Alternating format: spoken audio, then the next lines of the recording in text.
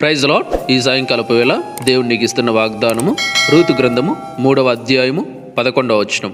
కాబట్టి నా కుమారి భయపడకము, నీవు చెప్పినదంతయు నీకు చేసేదను, నీవు యోగ్యురాలవని నా జనులందరూ ఎరుగుదురు. దేవుని వాక్యం చెప్తుందనమాట. ఏమంటే భయపడద్దు నా కుమారి, నా కుమారుడా, నీవు చెప్పినదంతా కూడా నీకు నేను చేస్తాను.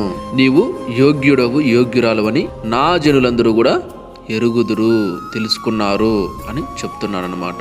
నువ్వు ఒకప్పుడు లోకస్తుడివి, ఒకప్పుడు రక్షింపబడని వ్యక్తివి, ఒకప్పుడు ఈ లోక సంబంధివి, ఈ లోకానుసారమైన జీవితం కలిగి ఉన్నవాడివి, కలిగి ఉన్నదానివి. అలా ఉన్నావు గనుక దేవుని ప్రజలందరూ కూడా నువ్వు కూడా దేవుని బిడ్డవని, దేవుడు ఎన్నుకున్న ప్రజలవని తెలుసుకుంటారు. ఆయన చిత్తానుసారంగా నువ్వు జీవిస్తావు అని చెప్తున్నాడనమాట. Praise the lord.